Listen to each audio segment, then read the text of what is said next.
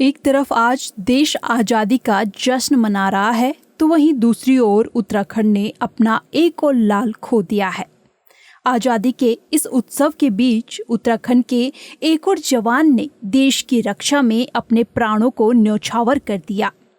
दरअसल जम्मू कश्मीर के डोडा में आतंकी मुठभेड़ में उत्तराखंड के कैप्टन दीपक सिंह शहीद हो गए। 25 वर्षीय शहीद कैप्टन दीपक सिंह 48 राष्ट्रीय राइफल्स में सिग्नल अधिकारी के पद पर तैनात थे, जो सन 2020 में सेना का हिस्सा बने। शहीद दीपक सिंह का परिवार देहरादून के कुआंवाला में रहता है। शहीद के आवास पर श्रद्धांजलि देने के लिए काफी संख्या में लोग पहुंच रहे हैं।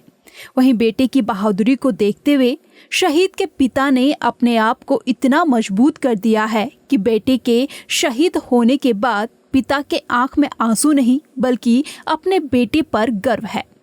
शहीद के पिता का कहना है कि उनका बेटा हमेशा से ही आर्मी में जाना चाहता था।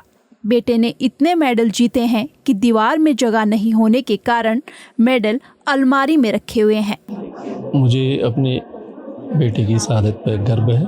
मुझे किसी बात का दुख नहीं है और न मैं रोऊंगा और मैं कल से कतई रोया भी नहीं था। लेकिन यह है कुछ लोग जब मिलने आ रहे हैं तो स्वाभाविक है, लेकिन मैंने ठान रखी मैं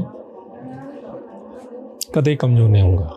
हाँ, वो उसकी इच्छा आज पूरी होगी। वो चाहता ही यही था। वो बहुत एक्टिव था। मैं पहले पुलिस लाइन में रहता था, क्योंकि पुलिस लाइन में रहने के कारण उसने नज़दीक से यूनिफॉर्म को देखा था और यूनिफॉर्म को देख के ही उसके मन में एक चार्म आया कि मैं भी यूनिफॉर्म पहनूं। और लगातार गेम वहाँ खेलता रहता था, लगातार पुलिस लाइन के फील्ड का उपयोग करता था। वो कभी फील्ड से बाहर नहीं जाता था, वहीं रहता था और उस कारण उसने ऑलराउंडर भी था। और आप मेरे कमरे में देख लीजिए, तमाम मेडल लगे हुए हैं। इवन इतने मेडल हैं कि वो मेडल हमने पीछे रखे हुए हैं, वो लगाने की जगह नहीं है। और पढ़ाई में ही उतना अव्वल था। लेकिन जब उसने जैसे ही इंटर का अपना क्लियर किया और उसने फॉर्म भरा तो उसने ये एग्ज़ाम ये वाला भी क्लियर किया और जो अपना 2 जगह वो एसएसबी के लिए गया था। वो मध्य प्रदेश भी मैं उसके साथ गया और इलाहाबाद भी मैं गया। जब वो इलाहाबाद से वापस हम आ गए थे तो उसने कहा नहीं, मेरा ये तो बहुत अच्छा हुआ है, मैं अब मध्य प्रदेश नहीं जाऊँगा। लेकिन एक हमारे गांव के ही जो बहुत सीनियर पोस्ट में है और वो दोनों, उनके पिताजी भी, वो भी अभी भी वो वर्तमान में कर्नल से अब पोस्ट पे हैं। तो उनसे मैंने बात की, कन्विंस हो गया था। उसके बाद उसने सिग्नल ऑप्ट किया। लेकिन सिग्नल में जाने के बाद भी वो एक दिन छुट्टी पे आके कहता है कि ये कोई नौकरी होती, मैं तो जम्मू कश्मीर में नौकरी करूँगा।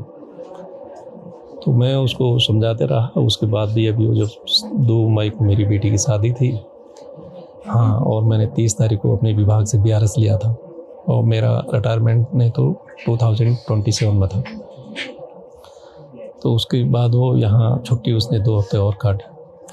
तो असम में जब वो पोस्ट था उसके बाद वो सीधे जम्मू कश्मीर जाके आरआर ज्वाइन करके यहाँ आके बताता है कि मैं वहाँ ज्वाइन करके आ गया हूँ, क्योंकि उसकी बड़ी बहन और दोनों बहनें उसको मना करती थी कि आप जो है हीरो बनता है और वहाँ जाता है, जम्मू कश्मीर में जाता है, यहाँ क्या हो रहा। तो उसने कहा कि मेरे को मेरी सिस्टर भी मना करती हैं, तो सीधे असम से जाके वहाँ ज्वाइन करके आया। उसके बाद उसने मैं बताया कि मैंने आरआर ज्वाइन करा। तो कैंट में जाके उसने मेरे को ले गया, कहता एक वेपन लेना है। वहाँ से ले गया जहाँ पर खुखरियाँ बनती हैं। तो वहाँ से एक खुखरी खरीदी और खुखरी निकाल के मुझे कहता, देख पापा जी क्यों ले रहा हूँ मैं। कहता ना, मेरे उसमें अगर ये सारी जो गन मेरे पास रहेगी, अगर उसके कारतूस सारे ख़त्म हो जाएंगे, मैं इससे उनको जो है ठीक करूँगा। तो और जब बोलता था तो उसमें भी उसका एक ऐसा रहता था जैसे कि अंदर से कुछ भरा हुआ है।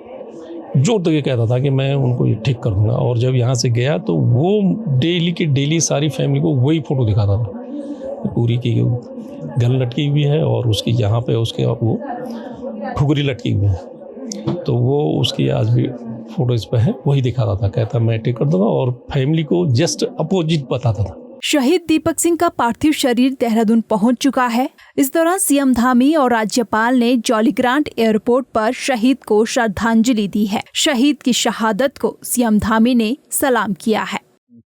रक्षा के उन्होंने अपना सर्वोच्च बलिदान दिया है। उनका ये बलिदान व्यर्थ नहीं जाएगा। जो देश के दुश्मन हैं, उन दुश्मनों को करारा जवाब दिया जाएगा। पूरा देश, पूरा उत्तराखंड आज उनके परिवार के साथ है।